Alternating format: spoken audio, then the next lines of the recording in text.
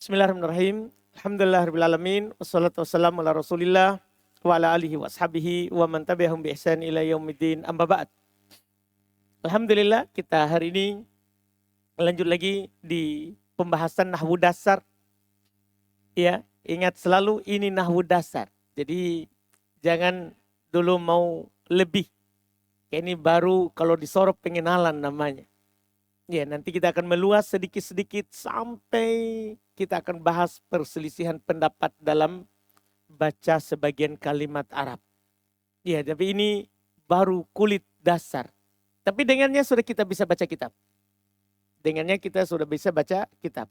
Kita lanjut sekarang masih di tahap kedua kita. Mengenal tanda baca. Mengenal tanda baca. Kita di bawahnya tabel faedah. Ini faedah bagi pemula juga penting, apalagi kita ingin praktek baca kitab. Ini faedah khusus ismul ladzi la yansharif. Ini sebenarnya catatan untuk ismul ladzi la yansharif. Dari isim yang di-i'rab, demikian pula fiil, ada catatan untuk ismul ladzi la yansharif. Faedah ismul ladzi la yansharif dijer dengan tanda fathah yang kemarin. Kan rofa dengan dhammah, nasab dengan fathah, jer dengan fathah. Dijer dengan tanda fathah apabila terpenuhi dua syarat. Ternyata tidak selamanya isim yang tidak ditanwin itu, tidak selamanya di fathah. Itu ada syaratnya. Artinya kalau tidak terpenuhi itu syarat, maka kembali ke kasroh. Kan dia isim mufrad. Dia kan isim mufrad. Iya, dipahami ini? Dia kan isim mufrad. Atau nanti di kitab lebih tinggi dan jamak taksir. Nanti di lebih tinggi lagi insya Allah. Jadi ketika dia tidak terpenuhi ini syarat, kembali ke asalnya. Kasroh, dhammah fathah kasroh. Kembali ke asal. Tapi kalau terpenuhi ini dua syarat, maka keluar dari asal. Dari asalnya di kasroh menjadi di fathah. Apa itu syaratnya? Ini harus kita paham dan ketahui sebagai landasan dasar dalam membaca ismul ladzi la yansharif dalam kitab Gundul. Syarat pertama, tidak kemasukan alif dan lam. Ini yang paling pokok. Jadi syarat pertama tidak beral. Kalau ada isim yang tidak bertanwin, beral, kasroh. Dipahami ini? Jelas ini? Itu nanti. Jadi misalnya, ya, anggaplah kita mengambil contoh, ya. Kemarin ada kata kita baca Umaru. Kan begitu? Kita bilang ja'a ya Umaru. Ro'aitu apa? Umaro. Marortu bi rori ro. Kan begitu kemarin tandanya. Tapi ini syaratnya, tidak boleh itu Umar beral. Tidak boleh itu Umar beral. Kapan antum masukkan al Umar begini. Antum masukkan al, maka dia diropa dengan dhammah, dinasab dengan fathah, dijer tidak lagi dengan fathah begini. Enggak. Kembali ke asal, kembali ke isim mufrad. Yaitu dijer dengan apa? Dijer dengan apa? Kasroh. Jadi ja'al umaru, ro'aitul umaro, marortu bil umari. Anda paham ini? Dipahami ini? Jadi syarat pertama harus apa? Tidak boleh beral. Tidak boleh beral. Kalau beral kembali ke asal isim mufrad. Kembali ke asal isim mufrad. Mungkin bisa dipahami ini? Bisa dipahami ini? Siapa yang belum paham? Syarat pertama, adapun syarat kedua, kalau tidak paham, tidak masalah. Karena terkait dengan tahap terakhir. Di bab terakhir. Yang penting paham dulu syarat pertama. Syarat pertama ini gimana? Jadi syaratnya tidak boleh beral. Kan isim boleh beral. Isim boleh nggak beral? Boleh nggak? Boleh. Kalau ismul ladzi la yansharif dia di fathah tandanya. Dengan syarat tidak boleh beral. Kapan beral? Kembali ke kasroh. Jelas ini? Jelas? Saudara kita. Jelas Ji? Jelas? Belum. Sekarang misalnya saya katakan contoh ya, sebagian ulama mencontohkan ini. Utsman termasuk kata yang tidak boleh bertanwin. Nanti ada alasannya. Utsman, iya. Coba masukkan ja'ah. Ja'a Utsmanu. Ra'aitu Utsmana. Marartu bi Utsmana. Fathah juga. Kenapa antum fathah? Tidak kasrah. Karena ismul ladzi la yansharif. Tapi dengan syarat tidak boleh beral. Nah, kalau dia beral, tahu beral? Ya, beral ainnya langsung berubah kalau pakai al. Iya, langsung dibaca al-Utsman. Masukkan ja'a. Ja'al Utsmanu, tidak ada masalah. Ro'aitul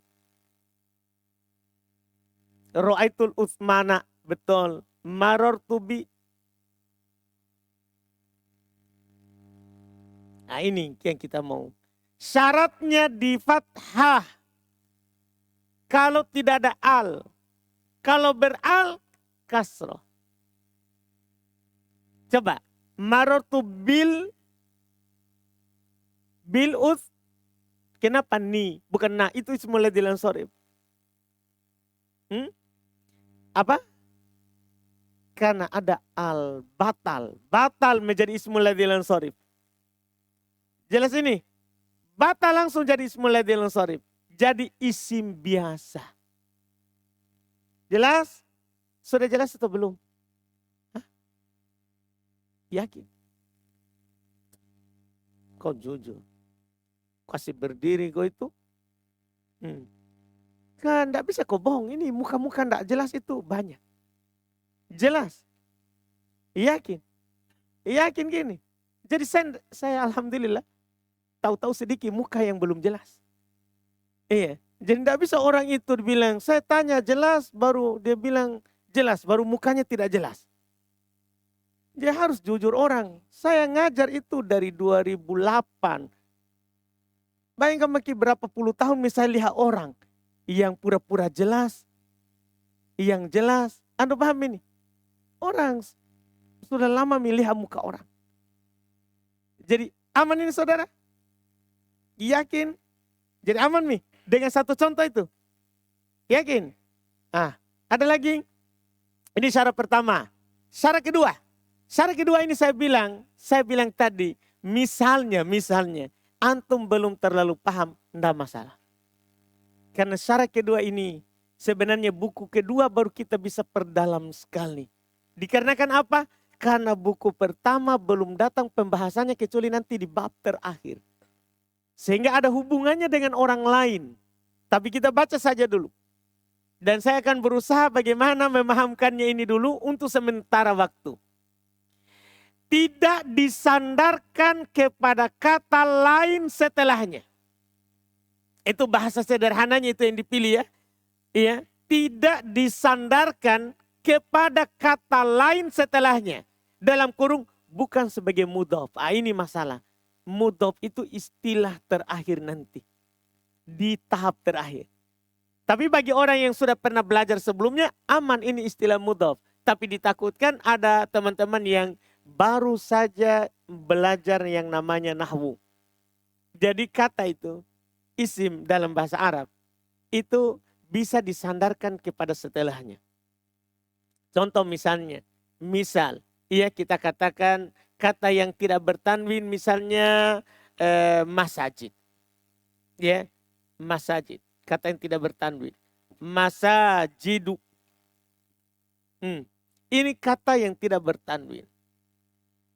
Iya. Ketika dia tidak bertanwin, maka bacaannya seperti ismul ladzi la yansharif. Ja'a masajidu, ra'aitu masajida, marartu bi masajida. Kalau beral syarat pertama, ja'al masajidu, ra'aitul jida, marartu bil, itu kalau beral aman dia. Marartu bil masajidi. Ya kan? Kembali kasroh. Sekarang sebenarnya tidak ada al. Tapi disandarkan kepada kata setelahnya. Misalnya masajid Muhammad. Masjidnya Muhammad. Kata masjid disandarkan kepada kata Muhammad. Paham ini? Tadi berdiri sampai di sini saja. Tidak ada penyandaran. Maka bacanya seperti ismul ladzi la yansharif. Sekarang disandarkan kepada Muhammad. Masjidnya Muhammad. Paham kan? Walaupun tidak beral, tapi disandarkan kepada kata setelahnya. Nanti ini namanya mudhaf di bab terakhir. Ini namanya mudhafun ilaih di bab terakhir. Tapi kalau antum tidak tahu ini tidak ada masalah dulu sekarang. Untuk tahap ini. Yang penting tahu dulu bahasa sederhananya. Tidak disandarkan kepada kata setelahnya. Itu syaratnya. Artinya tidak ada ini kata. Baru dibaca sebagai ismul ladzi la yansharif. Kalau ada ini kata, terjadi penyandaran. Kata pertama disandarkan kepada kata yang kedua. Jadi ini adalah isim yang tidak bertanwin. Yang ini. Paham kan? Ini adalah ismul ladzi la yansharif. Ini. Jadi ini adalah isim yang tidak bertanwin. Ini yang bersandar. Tidak boleh begini. Kapan dia bersandar ke sini, maka kembali ke asal. Kembali ke asal. Yaitu dijar dengan apa? Dijar dengan apa? Kasro. Lihat saya bilang. Ja'a masajidu Muhammad. Ra'aitu masajida Muhammad. Marartu bi masajidi Muhammad. Dipahami ini? Kenapa saya baca di? Apa jawaban kita? Karena dia disandarkan kepada kata setelahnya. Namanya karena dia mudhaf. Itu nanti setelah kita tamat ini buku ditahu semua istilah. Dipahamkan? Jelas ini? Jelas ini? Siapa yang belum jelas? Karena itu dua syaratnya. Siapa yang belum jelas? Masalah? Jadi yang antum dah paham mudhaf. Apa itu mudhaf? Hapus dulu di otakmu. Jangan tanyakan dulu apa itu mudhaf. Karena kalau saya bilang sekarang, saya coba bilang. Mudhaf adalah nisbatun bainas maini tujibun jirar athani minhuma. Mudhaf adalah penyandaran antara dua isim yang mewajibkan dijernya kata yang kedua. Jadi gimana itu? Susah. Makanya saya bilang tadi di sini ini bukan itu yang mau dipahami. Di sini ini yang penting tidak terjadi penyandaran. Yang penting tidak terjadi apa? Penyandaran. Jadi kalau antum mau tahu pengertian mudhaf, tahan dulu. Karena belum waktunya. Masalahnya, teorinya. Jangan pernah antum menyegerakan sesuatu belum waktunya. Jangan. Biasanya antum akan pergi. Karena kaidahnya memang begitu. Man ta'ajjala syai'an qabla awanihi uqiba bihirmanihi. Siapa yang mau segera sesuatu sebelum waktunya, maka dia dihukumi dengan haramnya sesuatu itu. Artinya nanti antum akan pergi sebelum itu dapat. Anda pahamin? Jadi karena mau semua ditahu sekarang, akhirnya kita akan merasa sulit. Sehingga karena sulit, pusing saya di RBA. Lebih baik saya pulang nikah.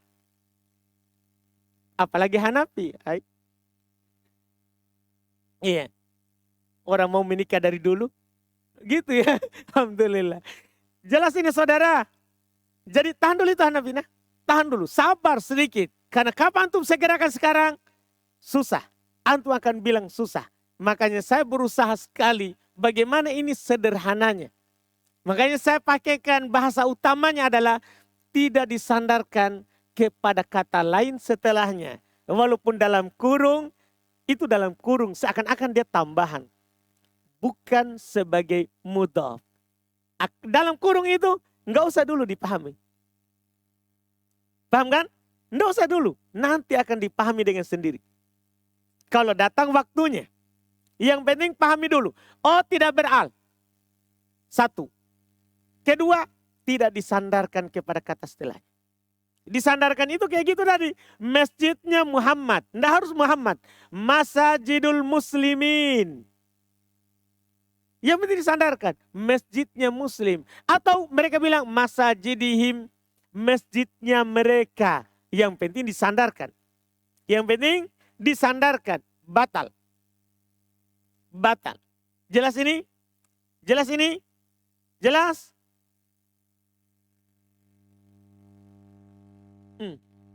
Masjid.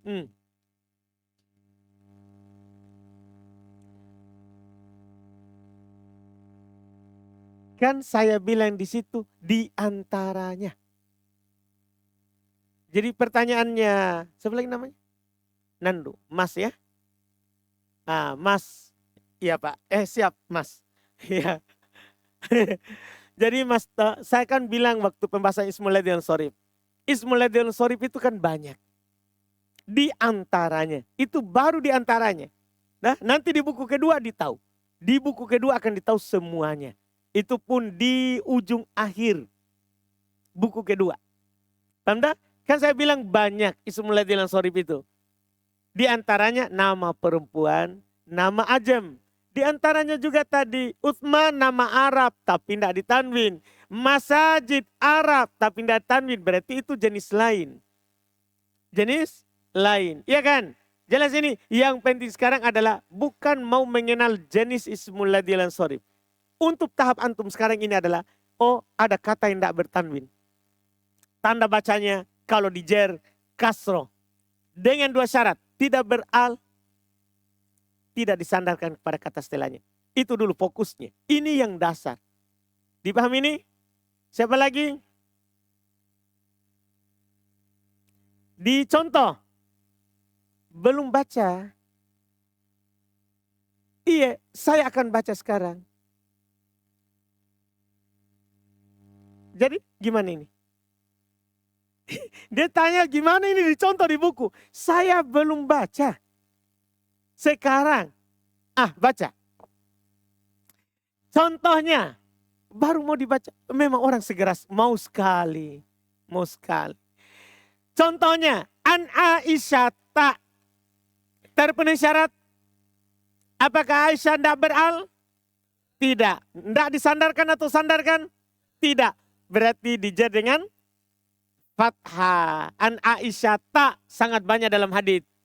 Ya, sangat banyak dalam hadits ucapan seperti ini. Sholaitu fi masajida. Lihat masajida. Beral? Tidak. Disandarkan?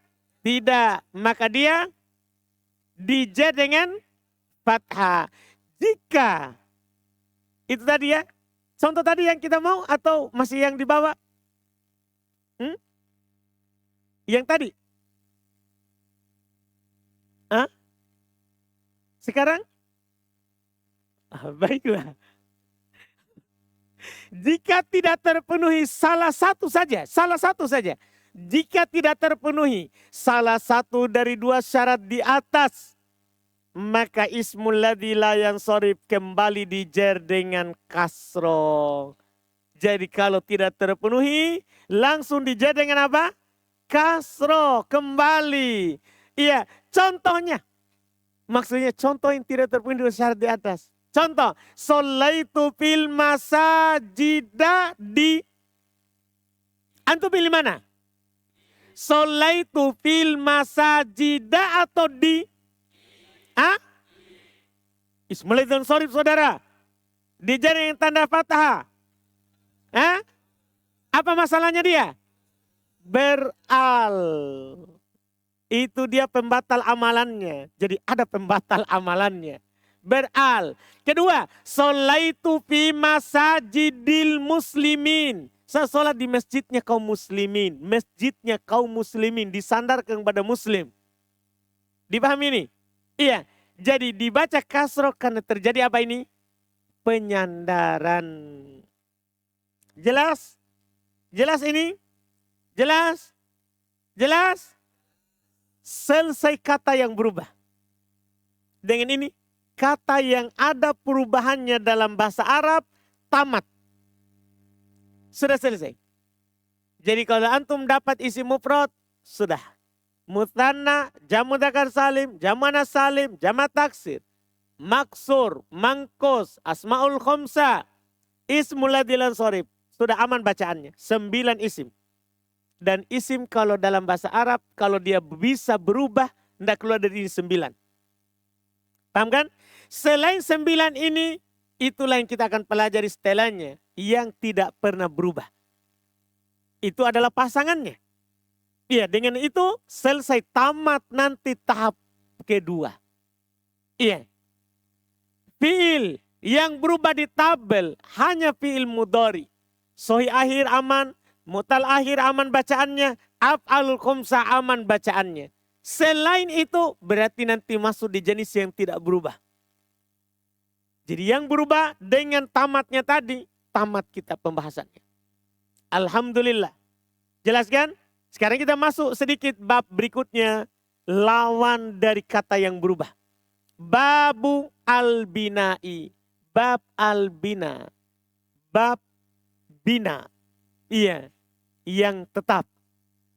Kita akan tahu di sini lawan dari i'rab. Lawan dari perubahan adalah tidak adanya perubahan. Al-bina huwa luzumu akhiril kalimati halatan wahidatan. Bina dia adalah tetapnya akhir kata dalam satu keadaan. Jadi dalam kosakata Arab ada kosakata yang tidak akan pernah berubah harokatnya. Ada. Dan nanti ada juga namanya. Sebagaimana kata yang berubah ada namanya. Isim mufrad, mutsanna, jama'. Kata yang tidak berubah ada juga namanya. Ini kita akan pelajari sekarang. Metel contoh dulu. Man. Man ini sampai kapanpun. Walaupun ada penyakit. Tidak akan pernah berubah. Paham kan? Itu man. Itu contoh pertama. Man ini isim. Man ini adalah apa? Adalah isim. Bermakna siapa? Bermakna siapa? Isim. Tapi dihukumi dalam bahasa Arab. Dia adalah isim mabni. Isim yang tidak pernah berubah harokat akhirnya. Sehingga walaupun ada penyakit tidak akan pernah berubah. Ja'a. Masukkan ja'a. Ja'a. Man. Ro'aitu. Man. Marortu bi. Begitu. Dipahami ini? Kenapa selalu man? Karena dia itu masuk dalam kata bab al-bina. Ia masuk dalam bab al-bina. Ini man. Iya, bab al-bina. Yang disebut nanti dengan mabni. Iya, jadi bina disebut apa?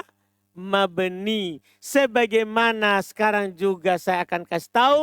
Kata yang i'rab disebut dengan mu'rab. Jadi ada istilahnya. Bina disebut mabni. I'rab disebut apa? Mu'rab. Jadi sama dengan rofa. Rofa marfu. Nasab mansub. Jar majrur. Jazm bina. Mabni. I'rab. Itu sudah namanya itu. Pasangannya. Walaupun nanti akan dibedakan di buku lebih tinggi. Nah, jadi kata yang mabni atau bina itu adalah kata yang tetap keadaan akhirnya. Tidak akan berubah walaupun berubah penyakit. Tidak akan berubah walaupun berubah apa? Penyakit. Contoh pertama man.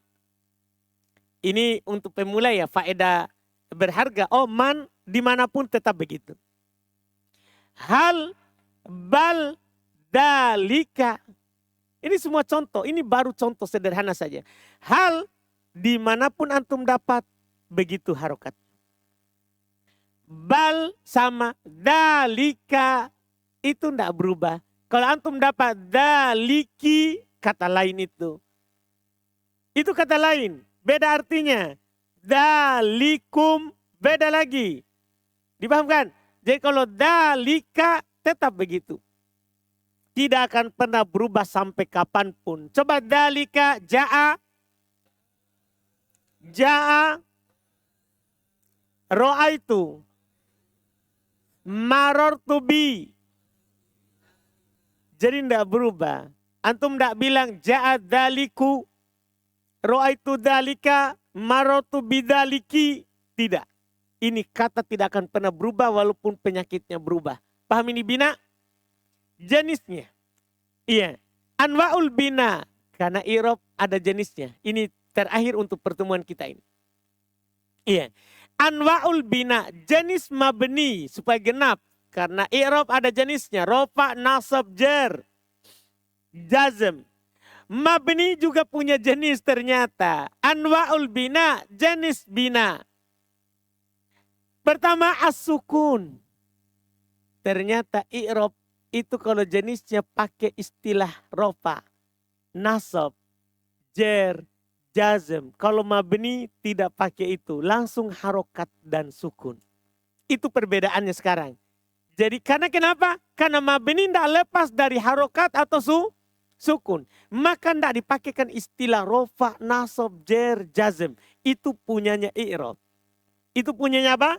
I'rab. Kalau mabni langsung sebut dengan harokat dan sukun. Jadi ada mabni pertama, mabni di atas as-sukun. Contoh, hal. Jadi kalau antum dapat kata sukun langsung bilang, mabni di atas sukun. Nggak usah langsung nggak usah bilang rofa, nasab, jer, jazm. Nggak perlu itu. Langsung, sukun. Mabni di atas sukun. Contoh hal. Yang kedua ad-dom. Mabni di atas dhamma. Misal contoh, haitsu. Jadi haitsu ini kapanpun dimanapun dibaca haitsu. Ini hanya sekedar contoh dulu ya. Nanti ada kata-katanya. Baru kita akan tahu berapa kata yang masuk. Yang ketiga ada mabni alal fath. Al-fath di fathah. Misal contoh dalika. Ada mabni alal kasr di atas kasro. Al-kasr misal anti. Ya. Terakhir ada yang mabni, ya, di atas apa? Sudah? Sudah? Aman negara. Kenapa sudah? Tidak ada terakhir. Karena harokat itu cuma 3. Harokat cuma 3. Ditambah sukun jadinya berapa? 4. Dipahami ini?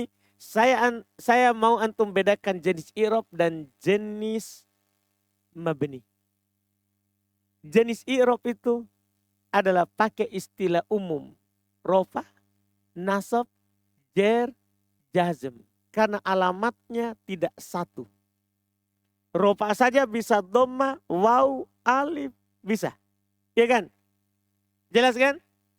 Nasab juga bisa fathah, alif, ya. Beda i'rab, bina. Kalau bina langsung harokat atau sukun. Maka kesimpulannya kalau ada kata yang mabni, maka tidak pernah keluar dari 4 jenis. Kenapa hanya 4? Karena harokat cuma 3 ditambah sukun. Tidak ada jenis lain lagi. Tidak ada jenis lain lagi. Jadi tidak ada itu dibilang mabni di atas alif. Tidak ada. Mabni di atas ya. Seperti i'rab kan ada. Mabni di atas waw. Tidak ada di mabni. Pokoknya lihat harokat akhir. Kalau kasro bilang mabni di atas apa? Kasr. Kalau fathah mabni di atas fath. Kalau dhamma mabni di atas dom. Kalau sukun mabni di atas sukun. Faedah terakhir. Ulama bahasa membedakan antara mengucapkan kata yang mabni dan mu'rab dari sisi penulisan harokat itu. Kalau mu'rab dia akan tulis dhammah pakai ta di akhirnya. Itu mereka bedakan. dia akan bilang dhammah pakai ta. Kasroh pakai ta. Fathah pakai ta. Paham kan? Dia akan bedakan. Kalau mabni, dia akan hilangkan taknya. Jadi dia akan bilang fath. Mabni di atas fath. Paham kan? Kasro, mereka akan bilang mabni di atas kasr. Dipahami ini? Dhammah, mereka akan bilang mabni di atas apa? Dham. Dia akan hilangkan itu. Ini tak marbutonya. Walaupun sebenarnya tidak ada masalah kalau antum bilang dhammah, fathah, kasro. Tidak masalah. Tapi mereka sudah bedakan dari cara menyebutkan. Jadi misalnya gini. Antum dapat kata dalika. Dalika. Ja'a dalika. Dia bilang dalika. Paham kan? Dalika. Mabni di atas fath. Paham ini? Ja'a Zaidun. Ja'a Zaidun. Dia akan bilang mu'rob. Tanda rupanya dhammah. Bukan dhom. Paham ini? Tapi ini hanya cara mengucapkan saja. Supaya orang yang dengar, ketika antum dengar langsung tahu. Oh, mabni maksudnya itu karena dia tidak sebutkan taknya di akhir. Ini masalah pengucapan. Kalau antum tidak mengerti tidak apa-apa. Dipahami ini? Beda kalau sukun. Sukun memang tidak pernah pakai tak. Kata sukun tidak pernah pakai tak. Jadi selalu sukun. Iya. Jadi alamat i'rab sukun. Alamat mabni sukun. Jadi bukan alamat i'rab sukunah. Mabni sukun. Enggak. Dia selalu sukun. Paham Hanafi? Yakin? Sudah yakin? Berapa persen? Yakin ya? Siapa lagi yang mau bertanya? Selesai kita untuk tahap awal. Mabni. Setelah itu nanti besok insya Allah tinggal isim yang mabni apa saja. Fi'il yang mabni apa saja.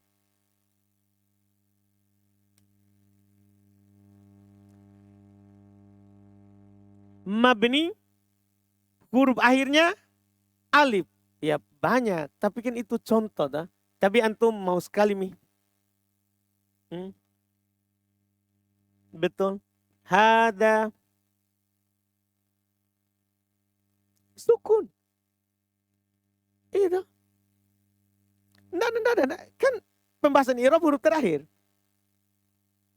Pembahasan i'rab itu kan huruf terakhir. Nahwu. Pembahasan i'rab. Bukan pembahasan i'rab. Pembahasan nahwu. Huruf apa? Huruf terakhir. Jadi hada mabni di atas apa? Di atas sukun. Lihat. Iya kan? Di atas sukun. Iya kan? Kalau antum dapat hadhi. Di atas apa ini? Kasr. Iya kan? Jelas kan? Ada lagi? Ya memang alif diharokati. Jadi antum mau kasih. Tidak mungkin. Jadi dia bertanya, kenapa alif disukun? Jadi memangnya alif bisa menerima harokat? Tidak. Ada lagi? Pertanyaan itu bikin malu-malu itu. Iya. Dia bertanya, kenapa alif disukun? Alif itu sampai hari kiamat tidak akan pernah punya harokat. Kalau dia dikasih, darurat. Jadi kalau antum lihat alif diharokati, darurat berarti itu lagi sakarat. Iya, darurat. Ada lagi?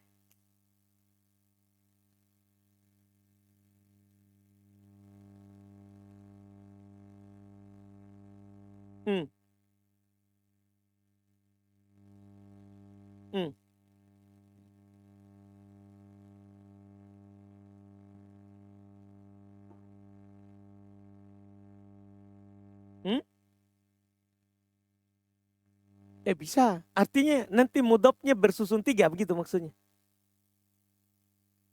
Setelahnya. Bisa. Iya. Enggak. Sebelumnya ada lagi mudhaf. Jadi itu bisa bersusun seperti anak tangga. Jadi ini mudhaf ilai, setelahnya mudhaf, sebelumnya mudhaf. Tapi dia mudhaf ilaih lagi dilihat lagi sebelumnya. Begitu maksud tak? Enggak saudara. Itu saya tidak jelaskan karena kita ini sekarang kan tahap pertama kosakata. Tahap kedua sekarang sudah mulai menyusun. Tapi 2 mau dulu. Maksudnya sekarang kita mau 3 toh?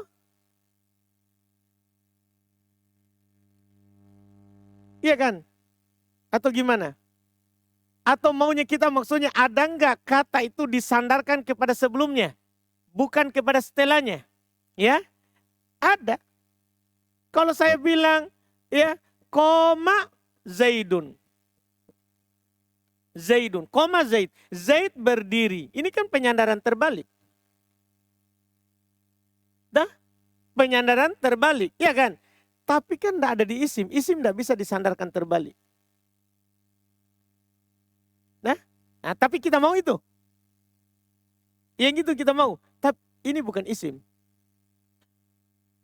Boleh bisa nanti. Ini kan mudhaf. Sekarang. Ini mudhafun ilaih. Ini bisa lagi jadi mudhaf nilai. Bisa begitu. Tapi isim lagi di sini. Iya, jadi saya tidak tahu tadi apakah kita maunya yang begini atau yang bagaimana. Tapi kayaknya kita maunya ini disandarkan ke sini kebalik, terbalik. Nah, ya bisa, tapi itu bukan susunan yang ini. Dah? Ada lagi? Sudah? Aman ini? Alhamdulillah. Berarti insya Allah kita tinggal lanjutkan besok. Mudah-mudahan besok bisa selesai itu isim yang mabni. Kalau selesai alhamdulillah, dan fi'il ya, semua yang mabni supaya nanti tentunya hari Senin sudah kita masuk tahap ketiga, tahap terakhir. Alhamdulillah. Tapi kalau tidak bisa selesai misalnya, tidak ada masalah. Tidak ada masalahnya, alhamdulillah. Karena memang pekan depan insya Allah kita akan masuk di tahap terakhir. Iya. Subhanak hamdik, asyhadu an la ilaha illa anta,